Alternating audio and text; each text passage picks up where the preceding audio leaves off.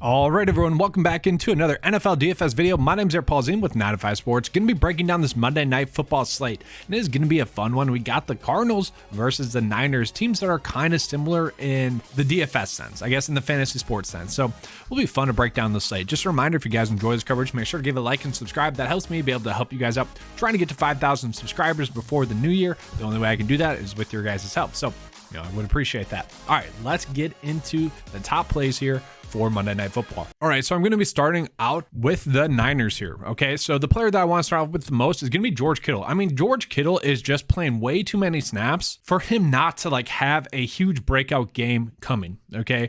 Prior to last week against the Chargers, he had been pretty successful in recent weeks. Had 12.9, 21, 16, and 8 DK points. The targets had been there. It was just kind of strange that he only had 2 targets. My biggest worry with the Niners going into that game last week with the Chargers is that the offense might try to get too cute with too many weapons, and that is kind of what happened, okay? They were able to win the game still, but the offense did get a little bit too cute, okay? I expect that to get a little bit corrected in this game. But also, what do I expect from George Kittle? George Kittle gets the best matchup really for any player in week 11, okay? And what is one thing that Kyle Shanahan has always been good about? Well, it's exploiting a weakness, okay? And that is clearly going to be the weakness here. And so just the fact that last game didn't have a good game, he's playing 100% of the snaps and has a great matchup, I kind of expect it to all come together for him. And so he is a player that, just to me on this slate, can either be a captain's play, because obviously if it is a George Kittle game, he is going to go off. Basically, if he's not being asked to block too much, he's going to go off. Okay. And that's really it. It's either to me, you're playing George Kittle in the captain spot or you're fading him. That is kind of the route in which I've been going. Now, obviously, there are different lineup paths you can go that put him into the flex, but you get what I'm saying there. And then from there, trying to figure out what to do with the rest of the players. Like Christian McCaffrey did play a limited amount of snaps with Elijah Mitchell back, which is fine. You'll take around 65% of the snaps. Still got the targets that you want. Still got 6 targets. Still has 17.7 DK points. And that's the question you got to ask yourself on the slate.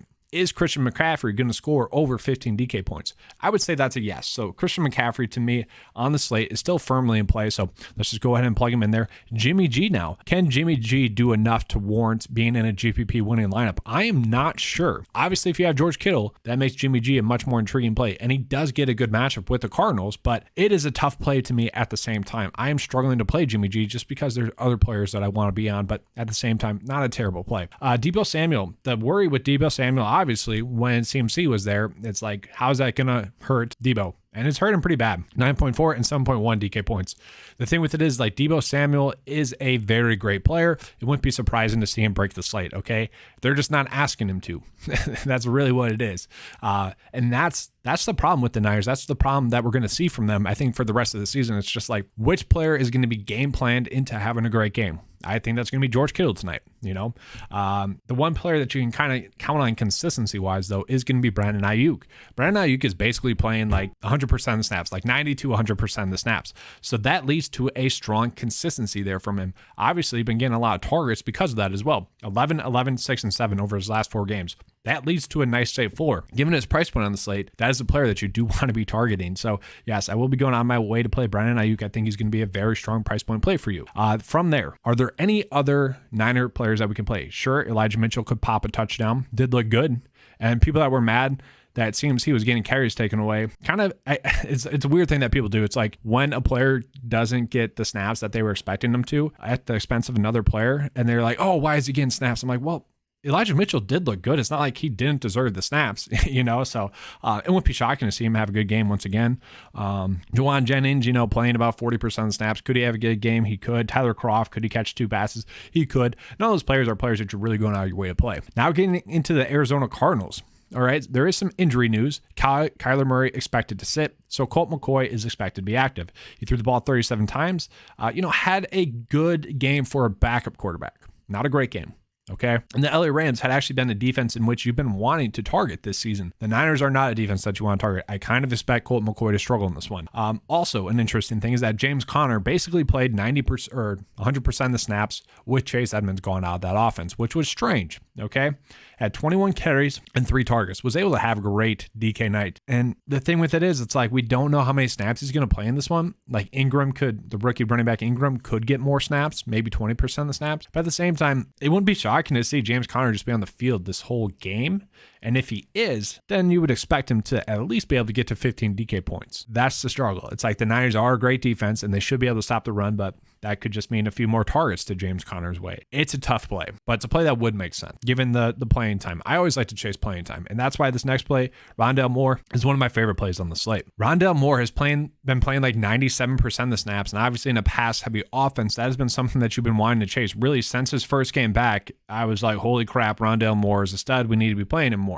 Okay. And we've seen that come true recently. I mean, he has just been looking really good, getting a lot of targets, getting a lot of production, and I just don't see that changing, especially with the defensive attention that DeAndre Hopkins has been drawing. I could see a lineup path in which you put him into the captain spot as well, because he is just too cheap on this slate. You could argue he's their number one pass catcher with DeAndre Hopkins being a little bit banged up. Okay.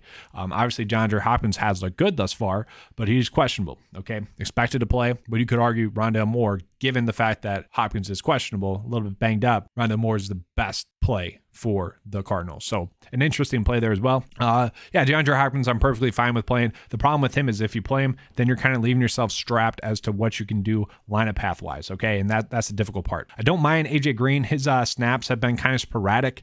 Okay. It's either playing like 40% of the snaps or like no snaps. It's very strange there. And just something that's strange is that Greg Dortch has just literally been not a force in the offense. Can't play him.